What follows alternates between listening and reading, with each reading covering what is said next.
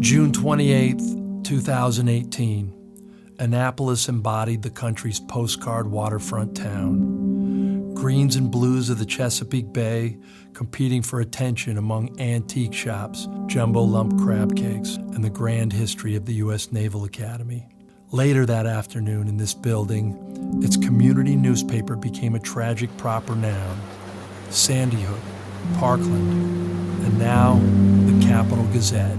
Across the street, in the cramped, hot corridors of a vacant department store, law enforcement told family and loved ones to come and wait, until the wailing and convulsive sobs began. 5 lives, 3 widows, a fiancé who wouldn't see his wedding day, and a 20-year-old who would never see her mom again. It was their first night stepping into the lonely quiet when they were forced to join America's fastest-growing support group, trauma survivors of mass shootings.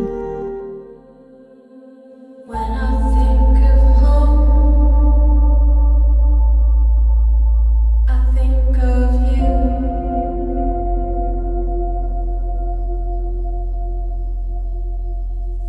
Think about your stars, beautiful view.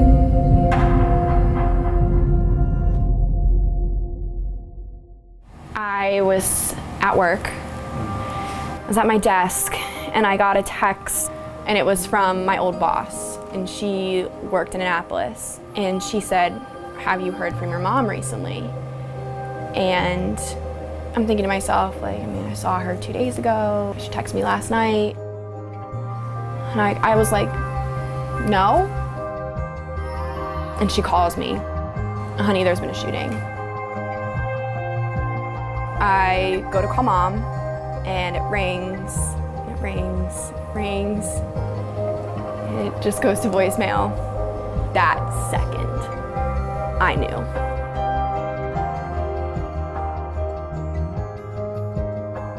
It literally just felt like everything stopped.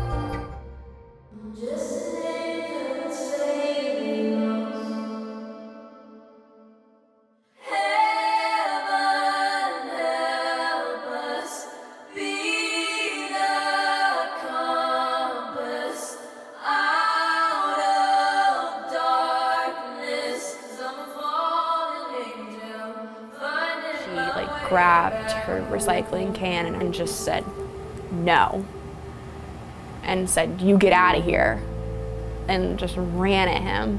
They said she said it like a dog peeing on a carpet, and I hear like the angry mom voice of like, "No." Like, I hear. The last time I saw her, we had dinner, and like I didn't want to leave. Like, we were having such a good conversation. We were laughing a lot. And it just felt good. And so it feels like that was kind of taken away from me, like this opportunity to have a really good relationship with her. Like, this has a meaningful tone to it to be here. It's like, I've only ever been here with her. Like, literally, this was like just like the place we would go to. So, yeah. I didn't even like remember what the inside looked like. Like, I just have not come in here. So it was like 2 or 3 days before? 2. 2 days. I saw her here on the 26th. We were probably there for like 2 hours. She always got crab cakes. Like, no matter where she went, she'd be like, "I want the crab cakes." And it was my treat. And so I was like, "Get whatever you want." She's like, "Hey, so I thought you would like these."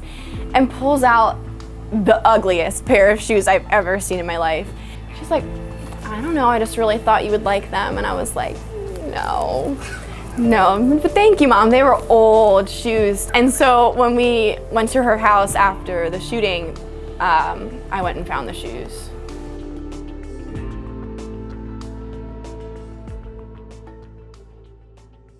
Literally the second she didn't pick up the phone, it was like gravity. It was like, whew, like everything just hit the ground.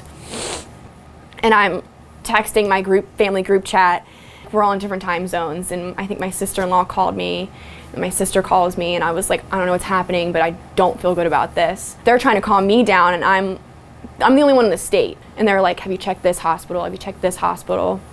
And I didn't even want to call the hospitals. I was like, she's not there. Like, I know this building. I know even if someone targeted this randomly, I was like, they're the first door. That's the first target. And eventually we were going down to the like family reunification center, and we go up to the door, and one of the cops is like, who are you waiting for? And I said, Wendi Winters. And he said, oh, she's been moved to a secondary location.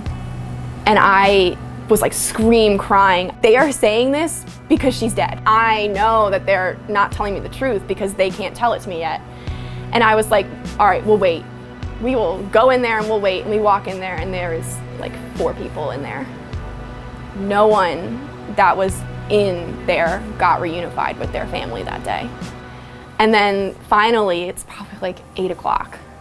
Someone comes over and like tells me like what I already know. And then they asked how I wanted to tell my family.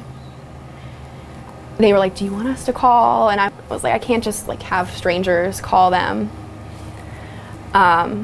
So I went up to the top level of Warden Taylor and like crawled into a closet, and I had them all on the phone, and I had to say, Mom was one of the victims and she didn't make it. And it was just silent. And so in our group chat, it's just, thank you, Summer. You did a really good job. Because I was the one that had to tell everyone. And that was really hard. You're so young. You're the baby of the family. Yeah. I mean, I hate saying I'm the baby these days because that's what Mom would say. She'd be like, this is my baby. It's me. I'm your baby.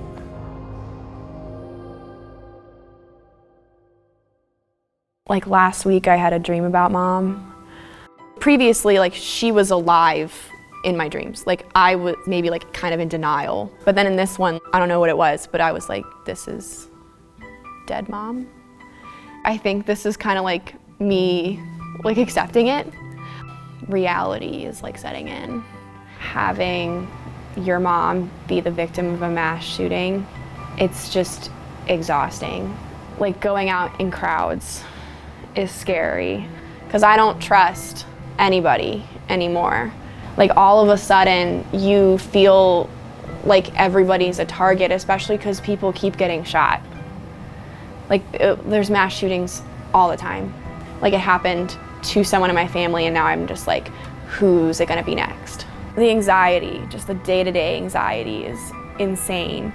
Like I could be anywhere and something bad could happen. It's just like an overwhelming sense of dread. I can't believe a year has almost gone by.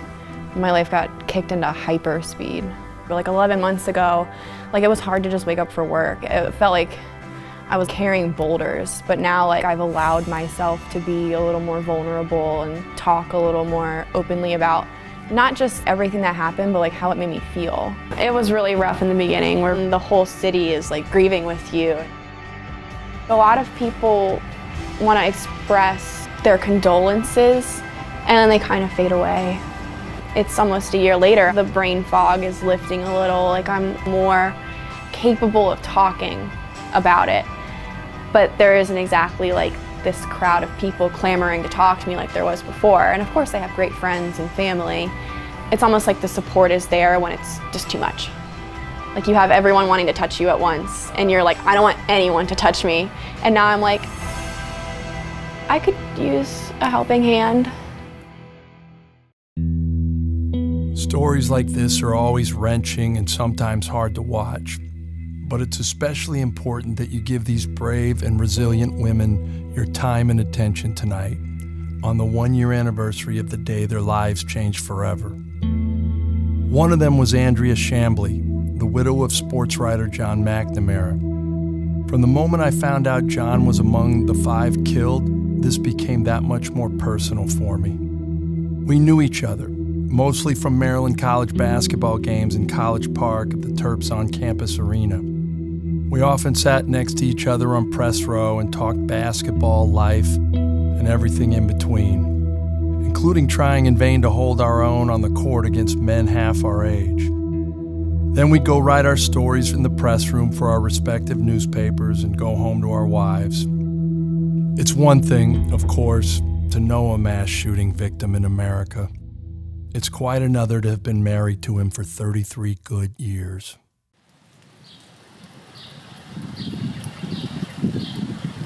I start to introduce myself as the widow of John McNamara.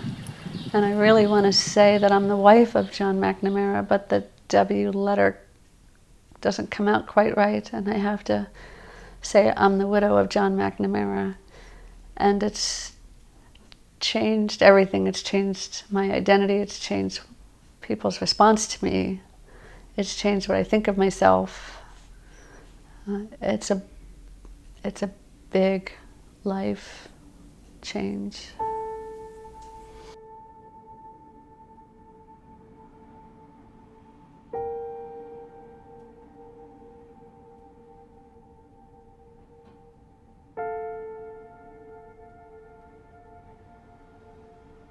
Most of the people I've talked to talk about journaling. I did try, instead of journaling, to kind of use the Facebook posts as my journal and to just capture one thing a day so that someday if the fog ever lifts, I'll be able to look back on it and try to remember how I feel. Although part of me thinks I won't want to remember how I feel.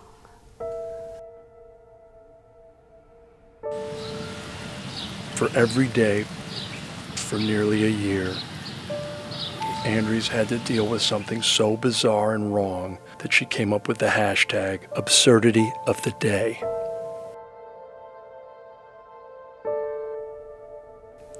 Her first absurdity of the day Facebook post came after MetLife denied a claim on John's life insurance policy. The life insurance company said I had to prove I wasn't the shooter, because most people who are shot by their romantic partner. This is over the phone or in a letter? It was in a letter. The letter said it was denied and gave a telephone number for me to call. And when I called, that was the explanation they gave. And about 10 or 15 minutes later, I got a call back from some vice president who apologized. He said he Googled my name and they were going to pay the claim. But I still don't know what the other families have to do, because most shooting victims don't have something to Google. That was when I started writing Absurdity of the Day, I think. Absurdity of the Day. John loved our covered patio in the back, and if he were here today, he would have been there, listening to the Orioles game on the radio when I got home. The radio is still out there. It's been out there all winter. I hate our covered patio. Sometimes I come home and I say, I hate my house. I hate my house. But I'm gonna hate a new one too.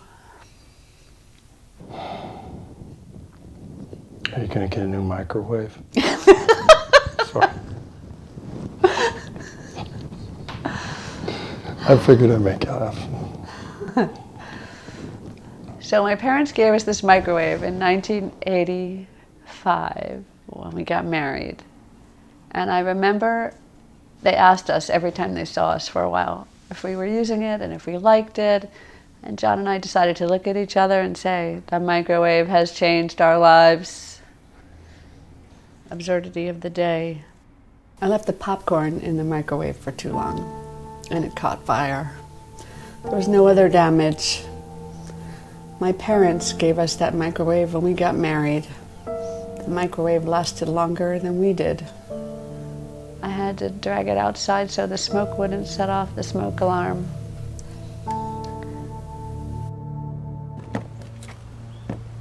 There's no guidebook for this new normal, Andrea says.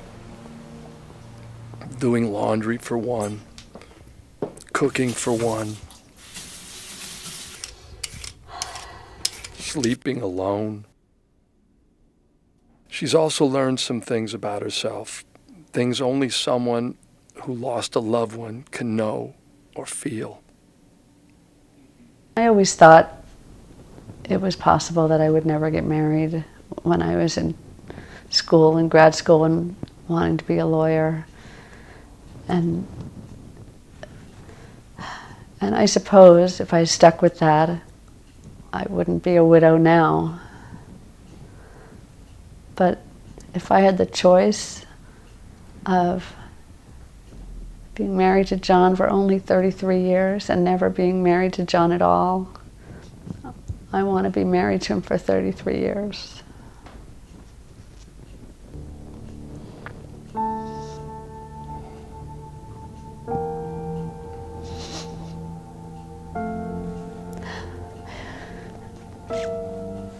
He was the best thing that ever happened to me.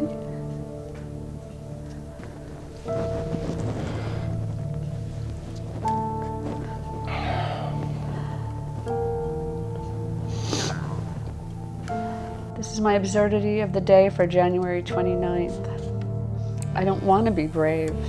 I don't want to be strong. I don't want to be inspiring. I want to be ordinary again. I want to be married to my sweetheart. If June 28th had gone the way it was supposed to, that afternoon when I got home from the dog walk that followed the lap swimming, I would have grabbed the novel that I had chosen to read, and I would have curled up in that porch, fallen asleep, and awakened to Rob opening that screen door and saying, "Okay, let's have those birthday crab cakes and a little wine out here on the deck." I mean, that's the way the script was supposed to go. But it didn't. After all that happened last summer, it was tough to hear the birds continue to chirp. It can be a morning with the birds calling extra loudly that can be the most painful, because that makes me think about Rob. I can't make the earth spin backwards and undo it. Tomorrow is actually my wedding anniversary. June is just full of these dates that are a little hard. We used to joke about how, we're the only people, each side of the family, the only couple that hasn't been divorced at least once. We haven't been divorced at all. I didn't foresee that ever going to be a problem, so that's a toughie. You talk about egregious. You talk about a mistake, something that never should have happened. This is the person it should not have happened to. We have some funny memories, including, you buy a hammock, it lasts for so many years, and you never know quite when it's really going to give way, And Rob was in one of them one year, and it was just when it decided to wear out, and down it went onto the ground, and so did he. And he handled it very well. The kids and I were talking about that recently. I've deliberated over whether to put that back up, because it really, really, really reminds me of Rob. I think I'm going to try the hammock. The joke in our family is that I flunked kindergarten. I have no fine motor skills, so that I'm doing this is no small feat, let me just say. Once you've been married a while, you understand the whole need to be together and the need to be apart. And it was not unusual that I would have nap time in the screen porch just a few feet away, and he would have nap time in the hammock. And then he would wake up and he'd say, "Come get in the hammock with me now." And then we would just hang out and stare at the trees, talk about some fun trip he wanted to take that I definitely wanted to take too. So that's what we used to do. These passages, these these dates that are going to come around and around and around and around.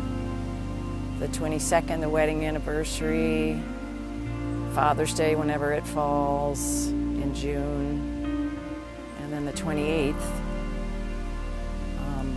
the day, of course, when the shooting happened. There is this unique, horrible anniversary in that weird thing about the birthday part. It's just so weird. I mean, and yesterday when I made my speech, I had to say, I had to say thank you for this wonderful event in this now horrible month for me. I said, we're coming up on the anniversary, June 28th, which also happens to be my birthday. And these people, you could just hear this collective, the nightmare that I had was that something had happened to him. That was the worst. He would say, well, obviously you just love me so much. I go, well, yes, I do. We're going out Thelma and Louise style, same time, whatever. I don't want to think about it. Well, no, I did not get to write that script. He didn't either. It was tough to get back in this porch that summer. But I'm easing. I'm getting back in there because it's home. Everybody else out there, whatever your loss is, you figure out your way and you do it. And I'm just stumbling my way into mine.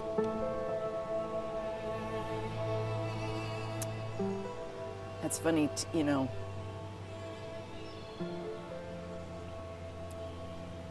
those of us who have lost people,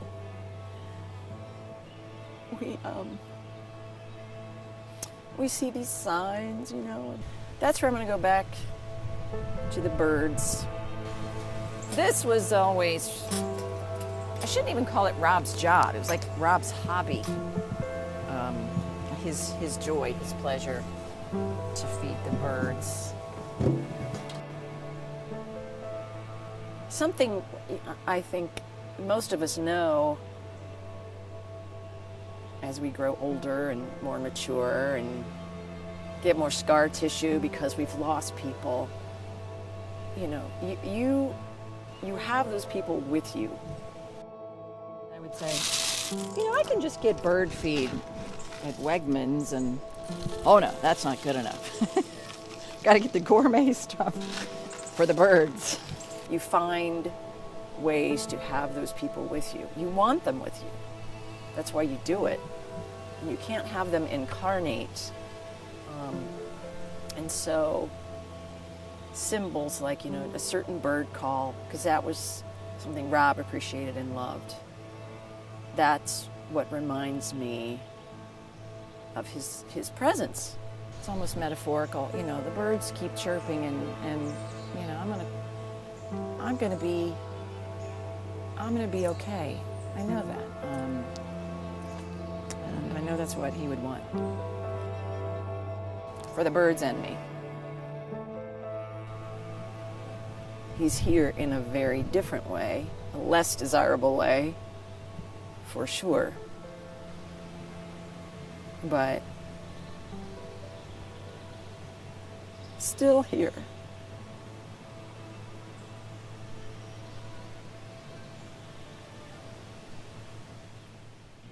March 5th, absurdity of the day. The woman at the giant food deli counter asks me what my survivor button is for. Me, a mass shooting. Her. My sister and her children were killed by her ex with a gun, but there were only 3 of them, so it didn't count as a mass shooting. They almost got away. They were at the car door. The zombie apocalypse is here. You never know who is a fellow zombie.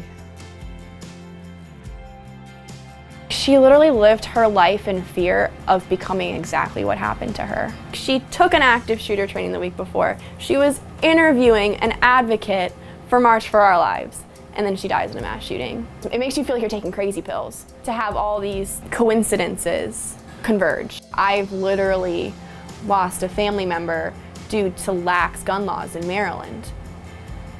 And so then when people disagree with you, it feels like a personal attack. And then, you know, people play the blame game of how and why something happened. And it's like, literally, I am telling you exactly what happened. A shotgun was bought legally by someone with prior criminal offenses and known mental health problems and used to kill people. How does that not make sense that gun laws would change that? In the 1 year since the Capital Gazette, there have been 29 more mass shootings in America. Gun ownership is a right many Americans defend passionately, but some of us are so thin-skinned, we absorb every gun control proposal as an attack on our constitutional guarantees. To me, this is just common sense. We started this, and we allow it to continue. Really, when did high-powered assault rifles become our new security blankets? Our adult binkies? The stuffed animal for the middle-aged, disenfranchised, angry man? Too many of us make excuses to hold on to our God-given right to bear arms, to the extreme that we pathetically call it our God-given right to bear arms. And when another enraged soul opens fire and kills more of our kids and our loved ones, we steel ourselves, recite talking points, and demean the dead by concluding that being able to purchase a weapon designed to kill many people at once is just an inconvenient part of frontier liberty. For so long, we've tried to make this a black and white issue, devoid of nuance or complexity. And now we finally have. You're either for gun violence protection or gun violence permission. Decide. But before you do, put yourself in the shoes of Summer, Andrea, and Maria, and the thousands of others who are healing after losing a loved one or surviving a mass shooting. Think about their pain, their loss, and the incredible burden they face each day as they try to move forward. We're the voices that have to represent everything that happened.